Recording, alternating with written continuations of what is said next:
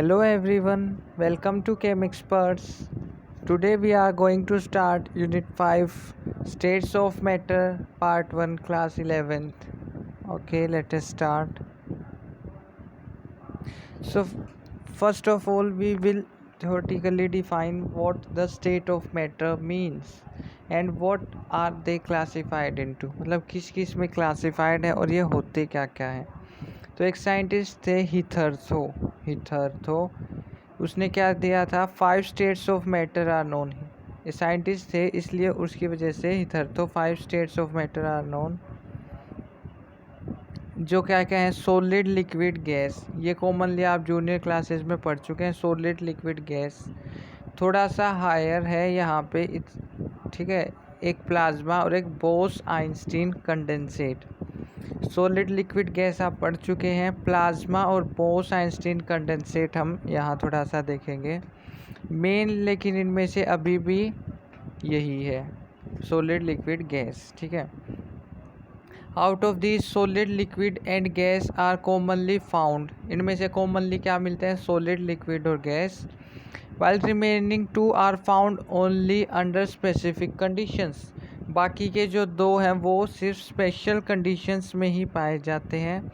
नीचे एक general chart सा दिया हुआ है या जनरल डायग्राम आप बोल सकते हैं. आगे सबको डिटेल में देखेंगे. फिर ये पहले बोल रहा है inter conversion of states of matter. इसने क्या बताया कि स्टेट ऑफ मैटर किसी की फिजिकल प्रॉपर्टी है, मतलब उसकी एक परमानेंट प्रॉपर्टी नहीं है. स्टेट ऑफ मैटर चेंज हो सकती है. इंटर कन्वर्जन यानी एक दूसरे के अंदर चेंज होना, यानी मैटर की जो स्टेट है वो एक दूसरे में चेंज हो सकती है. कैसे? The states are interconvertible. जैसे सबसे पहला है मेल्टिंग पॉइंट. मेल्टिंग पॉइंट आपको वैसे पता भी होगा क्या होता है ना, मेल्ट होता है जिस टेम्परेचर पे वो मेल्टिंग पॉइंट. लेकिन फिर भी हम इसकी स्टैंडर्ड डेफिनेशन यदि देखें तो ये होता है this is the temperature at which a matter converts from its solid state to liquid state. Melting point क्या है? This is the temperature at which a matter converts its solid state to liquid state. Solid से liquid state में आए वो क्या होता है melting point. Hindi में बोलते हैं पिघलना. मेल्टिंग को पिघलने का मतलब आप समझते ही हैं. जैसे सॉलिड आइस लिक्विड वाटर में कन्वर्ट होती है 0 डिग्री सेल्सियस पे, तो वो क्या हो गया उसका मेल्टिंग पॉइंट. ऐसे ही किसी का भी मेल्टिंग पॉइंट क्या होगा, वो टेम्परेचर जिस पे कोई कंपाउंड सॉलिड स्टेट से लिक्विड स्टेट में आ जाए वो उसका मेल्टिंग पॉइंट होगा. आगे बोल रहा है it decreases in the presence of impurity. ये बोल रहा है कि यदि कोई इम्प्योरिटी प्रेजेंट होती है तो जनरली क्या होता है मेल्टिंग पॉइंट डिक्रीज होता है. मेल्टिंग पॉइंट क्या हो जाता है डिक्रीज हो जाता है. नेक्स्ट है बॉइलिंग पॉइंट. बॉइलिंग पॉइंट क्या? This is the temperature at which the vapour pressure of liquid becomes equal to atmospheric pressure. ये क्या बता रहा है कि जब लिक्विड्स वेपर्स में कन्वर्ट हो रहे हैं तो वो वेपर क्या बनाते हैं अपना प्रेशर बनाते हैं, जिसको हम क्या बोलते हैं वेपर प्रेशर बोलते हैं. वो वेपर प्रेशर इक्वल हो जाए किसके? एटमॉस्फेरिक प्रेशर के. यानी जो वायुमंडल हमारा है, जो हमारे आसपास एटमॉस्फेयर है, उसका जितना प्रेशर है यानी 1 एटमॉस्फेयर के इक्वल हो जाए वेपर प्रेशर, तो उस टेम्परेचर को क्या बोल लेंगे बॉइलिंग पॉइंट. ठीक है. It increases in the presence of impurity. ये क्या होता है इम्प्योरिटी की प्रेजेंस में इंक्रीज होता है. And with rise in pressure. और प्रेशर इंक्रीज होने पर भी बॉइलिंग पॉइंट इंक्रीज होता है. Boiling point of water is 100 degree Celsius. Water का बॉइलिंग पॉइंट क्या होता है 100 डिग्री सेल्सियस. यानी कि 100 डिग्री सेल्सियस के ऊपर क्या होगा, जो लिक्विड वाटर है वो वाटर वेपर्स में कन्वर्ट होगा, और वो वेपर जो प्रेशर एग्जर्ट करेंगे उसको हम बोलेंगे वेपर प्रेशर. और वो वेपर प्रेशर इक्वल होगा एटमॉस्फेरिक प्रेशर के. ठीक है. नेक्स्ट है फ्रीजिंग पॉइंट. फ्रीजिंग पॉइंट क्या होता है? At this temperature a matter converts from it's fluid state into solid state. क्या? वो टेम्परेचर जिस पे कोई भी मैटर क्या हो लिक्विड स्टेट या फ्लूइड स्टेट में किस में कन्वर्ट हो जाए सॉलिड स्टेट में, उसको बोलेंगे फ्रीजिंग पॉइंट. आप ध्यान देंगे तो बिल्कुल उल्टा है मेल्टिंग पॉइंट का, बिल्कुल ही अपोजिट है मेल्टिंग पॉइंट का। फ्रीजिंग पॉइंट ऑफ वाटर क्या है? 0 डिग्री सेल्सियस। ठीक है, ये आपको पता होना चाहिए एटलीस्ट वाटर का। तो बॉइलिंग पॉइंट और फ्रीजिंग पॉइंट की 0 डिग्री सेल्सियस पे पानी की आइस बन जाती है, बर्फ़ जम जाती है। ठीक है, चौथा है evaporation. Evaporation is the process of conversion of a liquid into vapors at any temperature। Evaporation क्या होता है? ये प्रोसेस है कन्वर्जन का, किसका? लिक्विड का वेपर्स के अंदर किसी भी टेम्परेचर पे, मतलब कोई भी टेम्परेचर जिसके ऊपर जो लिक्विड है वो वेपर्स में कन्वर्ट हो जाए, वो क्या होगा? इवेपोरेशन। अब इसको कंपेयर करोगे तो ये किसके सिमिलर है? ये बॉइलिंग के सिमिलर है ना? ध्यान से देखो। अब आगे देखो, ड्यू टू इवेपोरेशन, थोड़ा सा ही डिफरेंस है बस बॉइलिंग पॉइंट में और इवेपोरेशन में। इवेपोरेशन क्या है? प्रोसेस है, और बॉइलिंग पॉइंट क्या है? एक टेम्परेचर का एक पॉइंट है। ठीक है, यही डिफरेंस है। उस प्रोसेस को क्या बोलेंगे हम? इवेपोरेशन बोलेंगे, और उस टेम्परेचर के उस पॉइंट को जिस पर ये प्रोसेस होती है उसको हम बोलेंगे बॉइलिंग पॉइंट। नेक्स्ट है, due to evaporation water droplets appear on the outer surface of a glass containing ice cold water. Evaporation की वजह से क्या क्या होता है? हम रियल लाइफ में कहाँ कहाँ इसको देख सकते हैं। इवेपोरेशन की वजह से water droplets appear on the outer surface of glass containing ice cold water. क्या होता है? जब हम किसी ग्लास में ठंडा पानी लेते हैं, कितना ठंडा? आइस कोल्ड वाटर, बर्फ़ जितना ठंडा पानी लेते हैं, तो उसके सरफेस पे क्या हमें ध्यान दोगे तो कभी पानी की ड्रॉपलेट्स दिखाई देती है ना? उसका रीज़न क्या होता है? इवेपोरेशन। वो हमें क्यों दिखाई देती है? इवेपोरेशन की वजह से। नेक्स्ट है, water kept in earthen pot becomes cool during summer. ये हम 10th में पढ़ भी चुके हैं, फिर भी यहाँ रिवाइज कर लेते हैं कि जो गर्मियों में हम घड़ों में, मटकों में जो पानी रखते हैं, मिट्टी के मटके रखते हैं ना सभी घर में, उनमें जो पानी होता है ना वो ठंडा होता है, हो जाता है कुछ टाइम के बाद। तो उसका रीज़न क्या होता है? उसका रीज़न भी होता है इवेपोरेशन की। इवेपोरेशन की वजह से वो पानी ठंडा होता जाता है। नेक्स्ट है, desert cooler cool better on a hot dry day. कि जो डेजर्ट कूलर होते हैं ना, हम घर में जो डेजर्ट कूलर यूज़ करते हैं वो ज़्यादा ठंडी हवा देते हैं on a hot dry day, यानी गर्म दिन होता है उस दिन ज़्यादा ठंडी हवा देते हैं। तो वो भी किस वजह से? इवेपोरेशन की वजह से। ठीक है, ये इसका एक चार्ट सा है कैसे कौन सी स्टेट में कन्वर्ट हो सकते हैं। यदि आपको ये नोट डाउन करना है, यदि आप नोट्स बना रहे हैं अभी, तो वीडियो को पॉज करके लिख लीजिए। हम अभी आगे चलेंगे। आगे इसने बोला, the temperature and pressure at which all 3 states of a substance can exist together in equilibrium is called triple point. ये कह रहा है कि वो टेम्परेचर और वो प्रेशर जिसके ऊपर सभी तीनों की तीनों स्टेट, कौन सी तीनों? सॉलिड, लिक्विड और gas, together exist in equilibrium, यानी तीनों ही स्टेट एग्जिस्ट करें किसी फिक्स टेम्परेचर और प्रेशर पर, तो उस पॉइंट को हम क्या बोलेंगे? Triple point. क्या बोलेंगे? Triple point. जैसे आइस, लिक्विड, वाटर और वाटर वेपर। ये क्या हो गया? सॉलिड, लिक्विड और गैस, वाटर वेपर, गैस होते हैं। कैन को एग्जिस्ट, ये को एग्जिस्ट कर सकते हैं, ये वाला इक्विलिब्रियम बना सकते हैं किस टेम्परेचर और प्रेशर पर? ये चीज़ हमेशा ध्यान रखना। ट्रिपल पॉइंट के अंदर टेम्परेचर और प्रेशर दोनों की फ़िक्स वैल्यू होती है, हम उसको आर्बिट्रेरीली चेंज नहीं कर सकते हैं। तो टेम्परेचर होता है 0.0098 डिग्री सेल्सियस, या अप्रोक्सीमेटली 0 डिग्री सेल्सियस भी हम बोल देते हैं, जो कि क्या है? फ्रीजिंग पॉइंट ऑफ वाटर भी है। ठीक है, और प्रेशर कितना? 4.58 mmHg, 4.58 mmHg। ठीक है, तो इससे पहले कि हम सॉलिड, लिक्विड और गैस को पूरा डिटेल में पढ़ें उससे पहले जो मैंने 2 एडिशनल बताए थे उसके बारे में पढ़ लेते हैं। एक है प्लाज्मा और एक है बोस आइंस्टीन कंडेंसेट। ठीक है, इनका थोड़ा सा बेसिक इंट्रो ही हम यहाँ सिर्फ पढ़ेंगे। सबसे पहले पढ़ रहे हैं प्लाज्मा। प्लाज्मा क्या है? It is a state of matter similar to gas in which a certain portion of the gaseous particles are ionized. State of matter similar to gas, किसके जैसा? गैस के जैसा। in which certain portion of the gaseous particles are ionized, यानी gases कभी भी है ना ionised form में नहीं रहती हैं, लेकिन गैसेस का कुछ पार्ट यदि आयनाइज हो जाए तो वो क्या होंगे? प्लाज्मा। ठीक है, प्लाज्मा क्या होंगे? Ionised gaseous particles.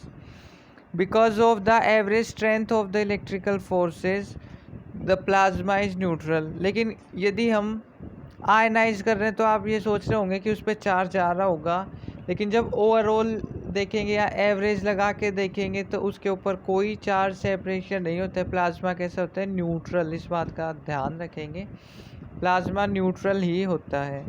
It is commonly found in universe, ये यूनिवर्स में कॉमनली पाया जा सकता है। जैसे सॉलिड, लिक्विड और गैस पाए जाते हैं वैसे ये भी पाया जा सकता है।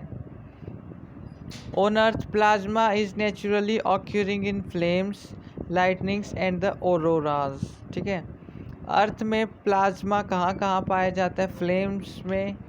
फ्लेम्स क्या होती है? आग की लपटें। लाइटनिंग में और ऑरोराज में। ऑरोरा क्या होते हैं? जब बहुत मतलब जैसे क्या बताऊँ आपको, वाइल्ड फायर लगे वहाँ जो होगी उसको ऑरोरा बोलेंगे। या फिर यूँ बोले लावा जहाँ से निकलता है, वोल्केनो जब फटता है उसमें से जो हीट निकलते हैं उसको ऑरोरा बोलते हैं। उसके अंदर आयनाइज्ड गैसियस पार्टिकल्स हो सकते हैं जिसको हम प्लाज्मा बोलते हैं। ठीक है, तो प्लाज्मा गैस के सिमिलर है, इसलिए इसका स्पेशल हम इतना डिटेल में इस स्टेट में नहीं पढ़ेंगे। हायर क्लासेस आप बीएससी एमएससी करेंगे वहाँ पे शायद आपको पढ़ने के लिए मिल जाए, लेकिन यहाँ पर नहीं। नेक्स्ट है बोस आइंस्टीन कंडेंसेट। ठीक है, बोस आइंस्टीन कंडेंसेट ध्यान रखना। Bose is J C Bose India के एक साइंटिस्ट थे और एक साइंटिस्ट थे आइंस्टीन। ठीक है, इन दोनों ने एक थ्योरी दी थी जिसके अकॉर्डिंगली इन पार्टिकल्स का नाम दिया गया बोस आइंस्टीन कंडेंसेट। ये क्या होते हैं? A Bose Einstein condensate is a gaseous superfluid. क्या होता है? गैसियस सुपरफ्लूइड, मतलब वो गैसियस फॉर्म में और सुपरफ्लूइड जैसा बिहेव कर रहा है phase. Formed by atoms cool to temperature very near to absolute zero. Absolute zero क्या होता है? Absolute zero is 0 kelvin. 0 kelvin बहुत ही ठंडा टेम्परेचर होता है। और यदि गैसेस को एब्सोल्यूट जीरो के अराउंड लेके जाएंगे तो वो गैसेस थोड़े लिक्विड की तरह बिहेव करेंगी जिनको हम सुपर फ्लूइड बोलेंगे।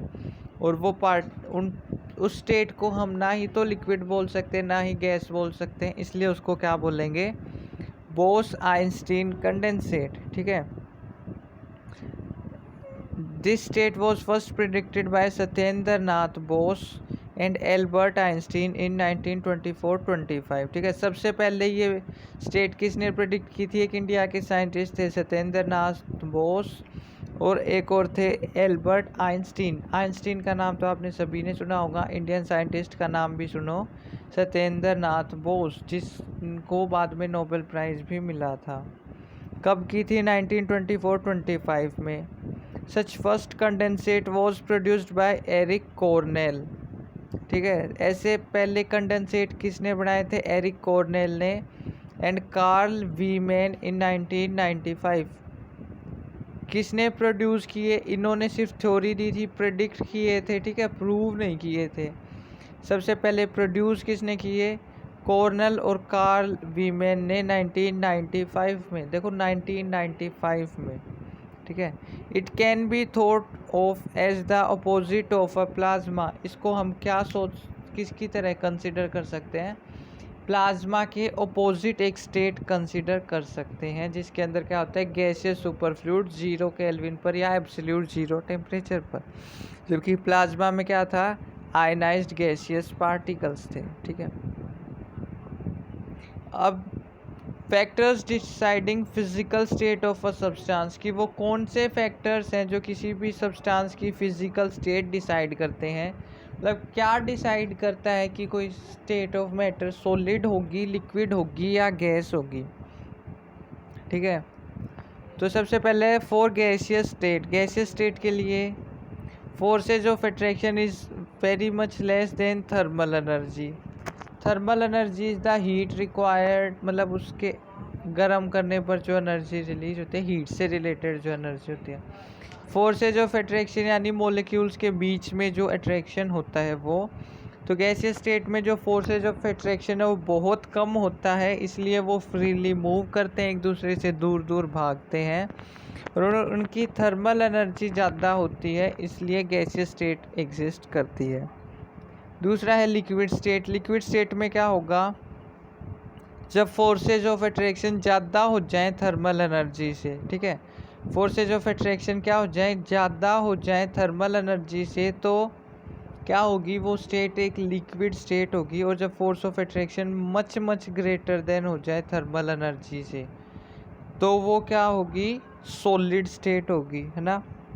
सॉलिड, लिक्विड, गैस, तीनों में क्या डोमिनेटिंग फैक्टर है, गैसियस में thermal energy maximum, forces of liquid state में force of attraction greater than thermal energy, और सॉलिड में forces of attraction much greater than thermal energy.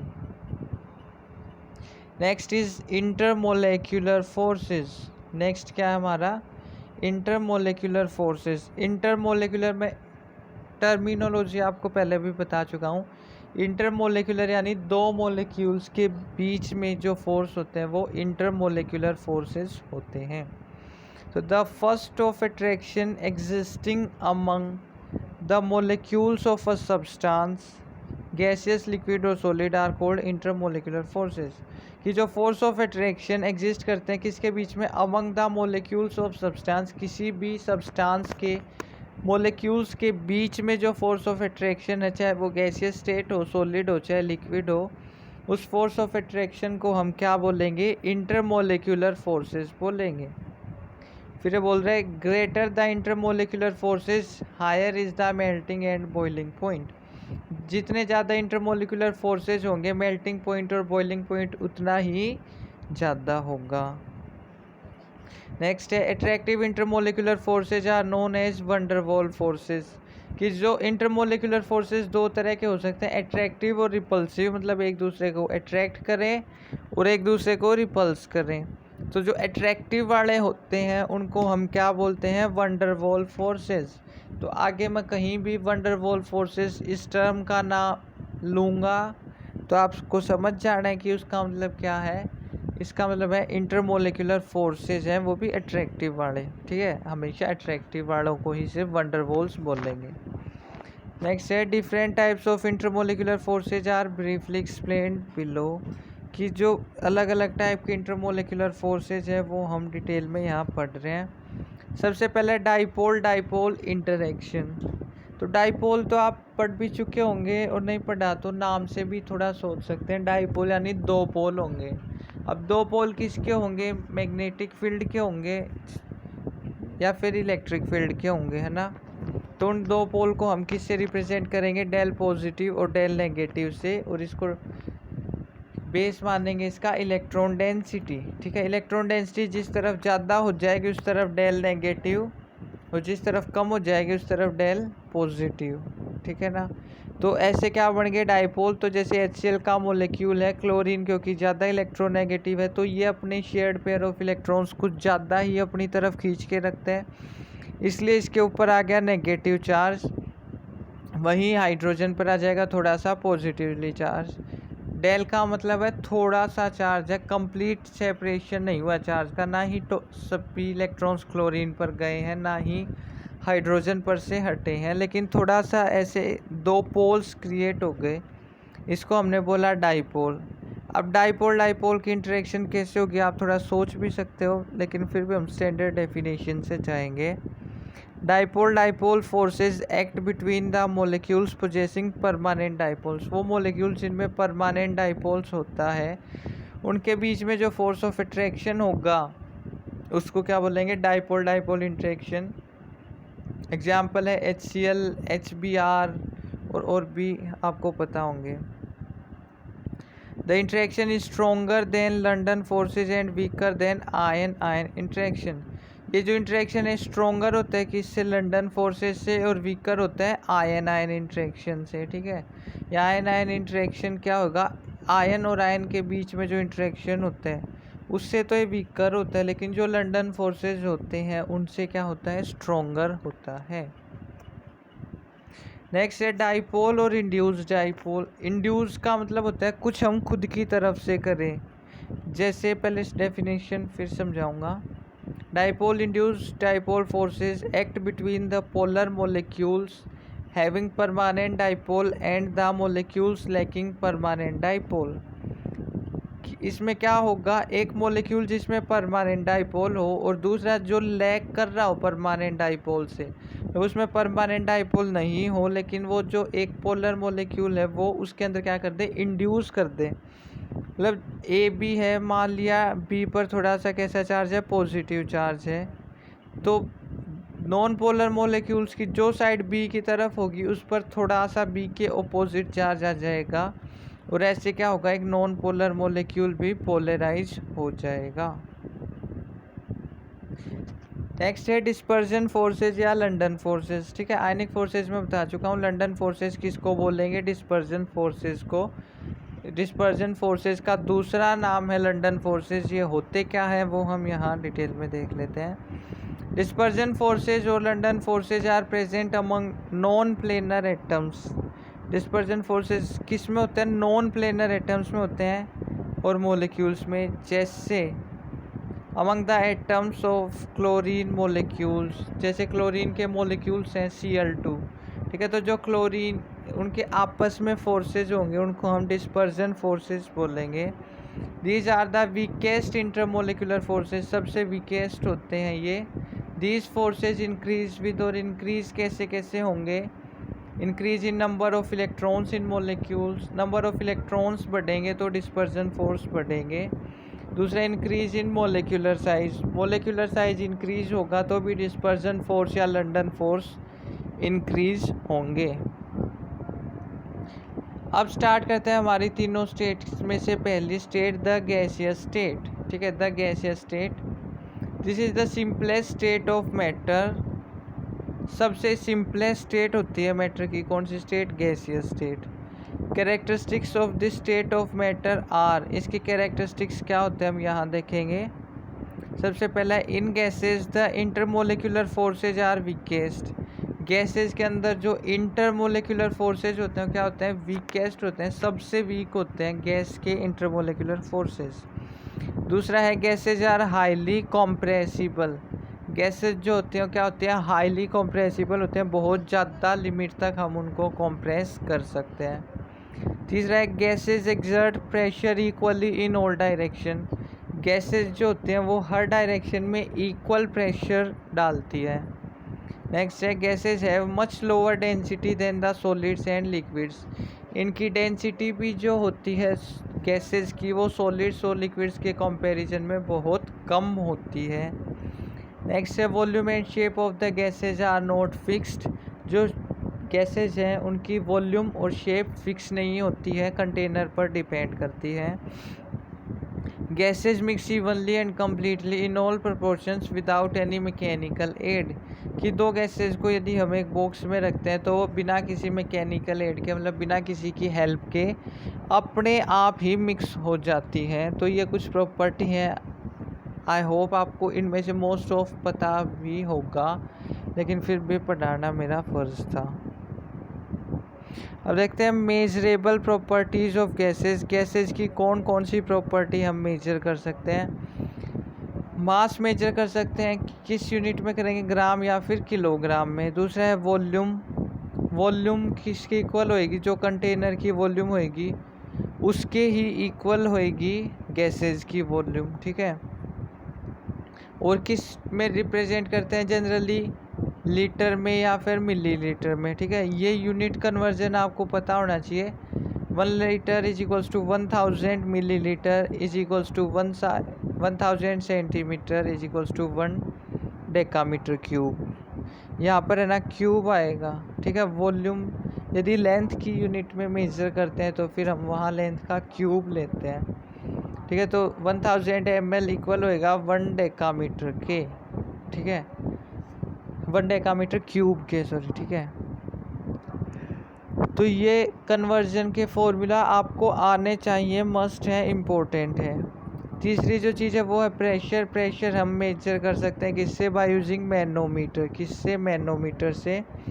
And atmospheric pressure is measured by barometer. और जो atmosphere का pressure होता है वो हम बैरोमीटर से मेजर करते हैं, लेकिन कोई गैस हमारे पास कंटेनर में उसका मैनोमीटर से करते हैं। मैनोमीटर और बैरोमीटर एक जैसे लग रहे होंगे, लेकिन कंफ्यूज नहीं होना है, क्वेश्चन आ सकता है। ये कुछ conversion units of 1 ATM is equals to 76 mmHg, 760 mm of Hg, sorry ये बीच में पता नहीं क्या है, is equals to 760 mm of Hg is equals to 760 torr. क्या? 760 टोर। और ऐसे ही इसको किलो पास्कल और न्यूटन मीटर और बार में हम कन्वर्ट कर सकते हैं, ये आप खुद से देख लेना। नेक्स्ट है टेम्परेचर।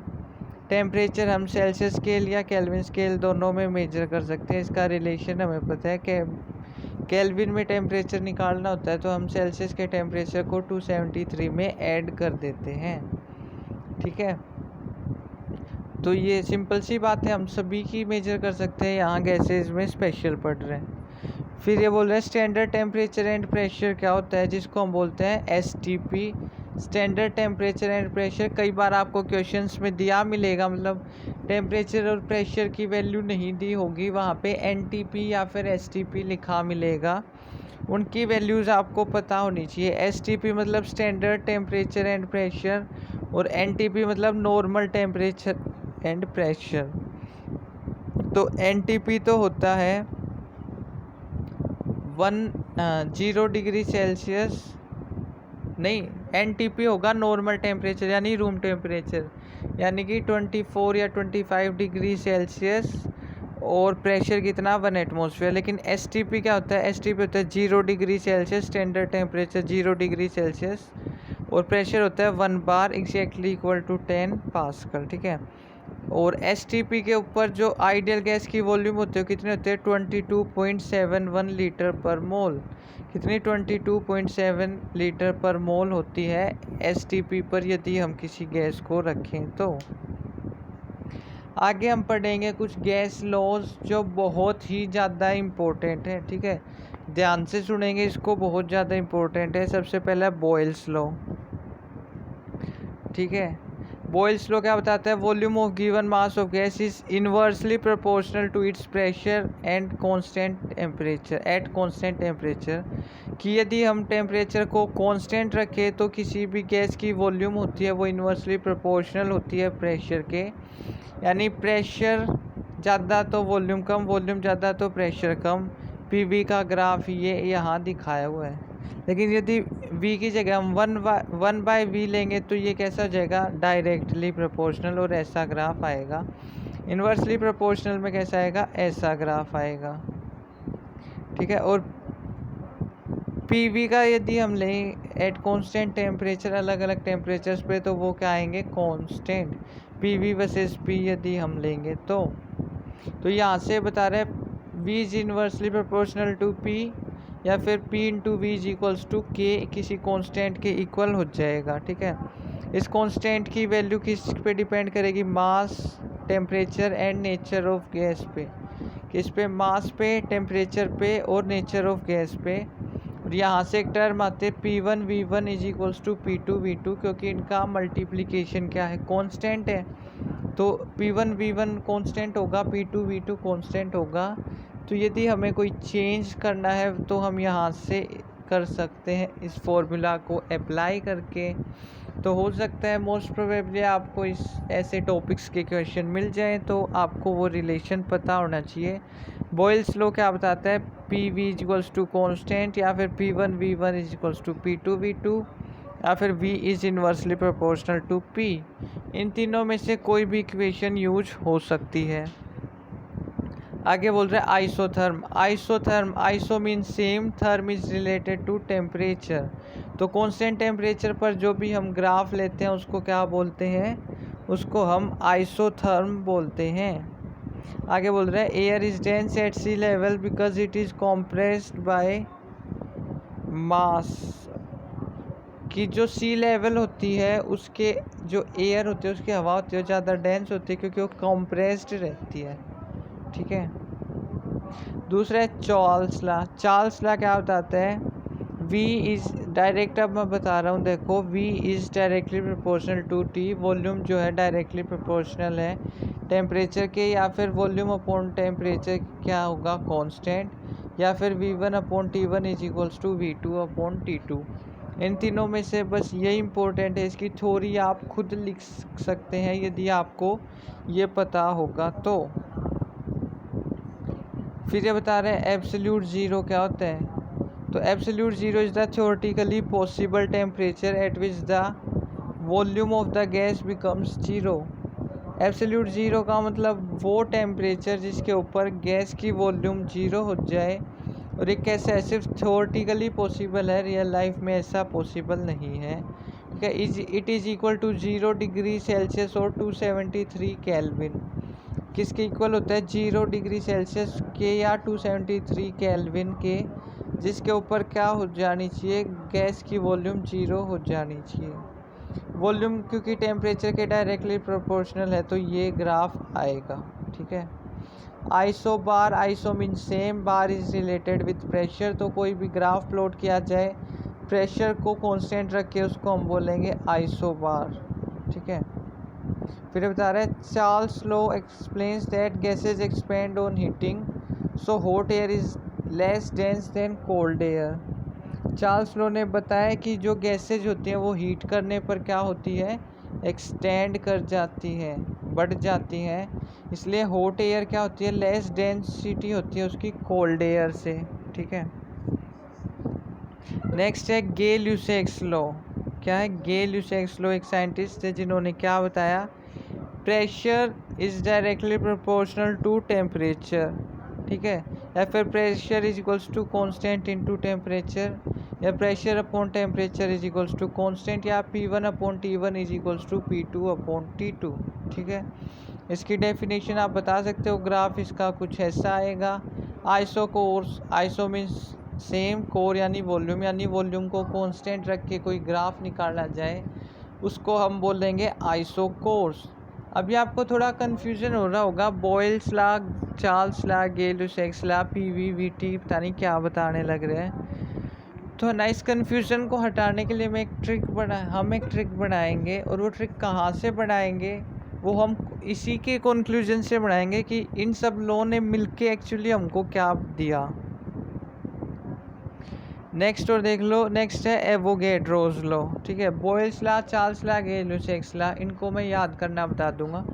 एवोगैड्रोस लॉ याद रखना पड़ेगा, जो क्या बोलता है, वॉल्यूम डायरेक्टली प्रोपोर्शनल है नंबर ऑफ मॉलिक्यूल्स के। ठीक है। नंबर ऑफ मॉलिक्यूल्स के डायरेक्टली प्रोपोर्शनल है वॉल्यूम, या फिर V/N is equals to constant. ठीक है।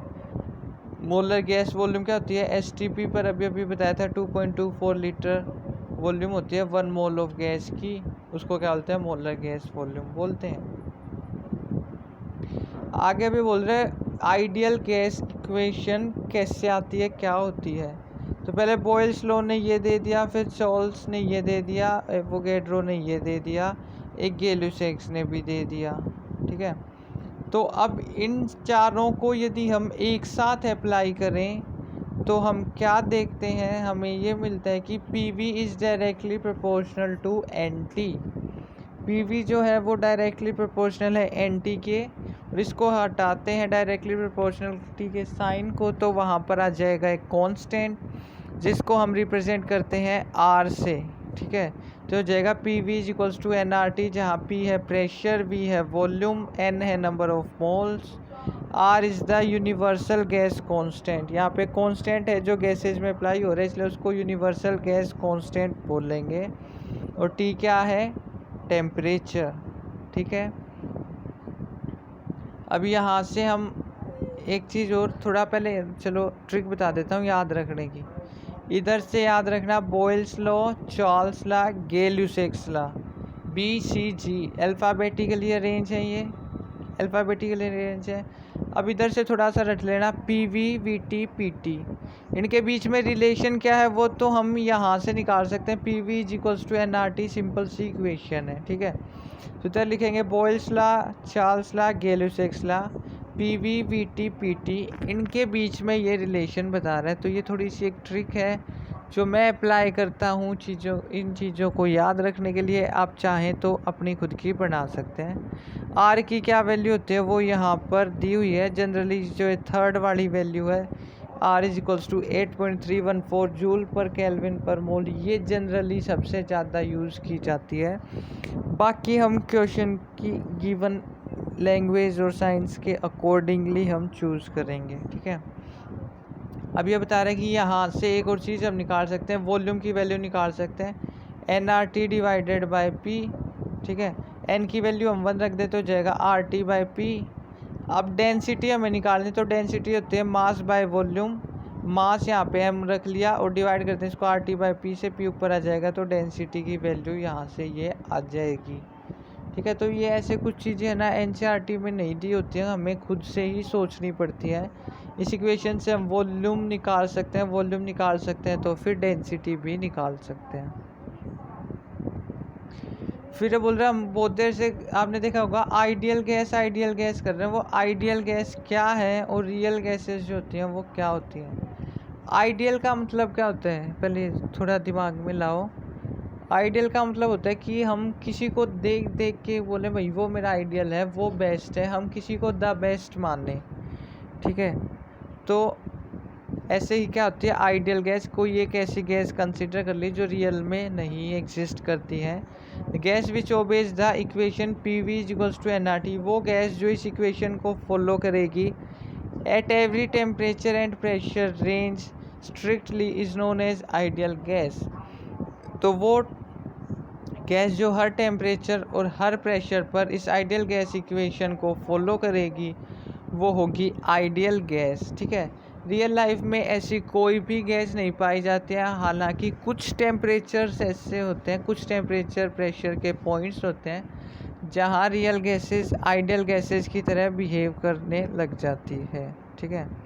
अभी बता रहा है कोई भी गैस इस यूनिवर्स में ऐसी प्रेजेंट नहीं है जो PV = nRT को फॉलो करती हो, इसलिए उन गैसेस को क्या बोलते हैं रियल गैसेस या फिर नॉन आइडियल गैसेस। कि ये पढ़ने के लिए थ्योरेटिकली पॉसिबल है, रियल में ऐसी कोई गैस एग्जिस्ट ही नहीं कर रही। फिर है real gases behave ideally at low pressure and high temperature. Real gases जो होती हैं वो आइडियल गैस की तरह बिहेव करते हैं, कैसे पॉइंट्स पर, लो प्रेशर पर और हाई टेम्परेचर के ऊपर। उसके बाद एक आता है ग्राम्स लॉ ऑफ डिफ्यूजन, ठीक है। ग्राम्स लॉ ऑफ डिफ्यूजन क्या बताता है, rate of diffusion is directly proportional to the inversely proportional to the under root of density of the gas, ठीक है। तो ये थ्योरी है, इसकी आप पढ़ लेना, यहाँ से बता रहा हूँ।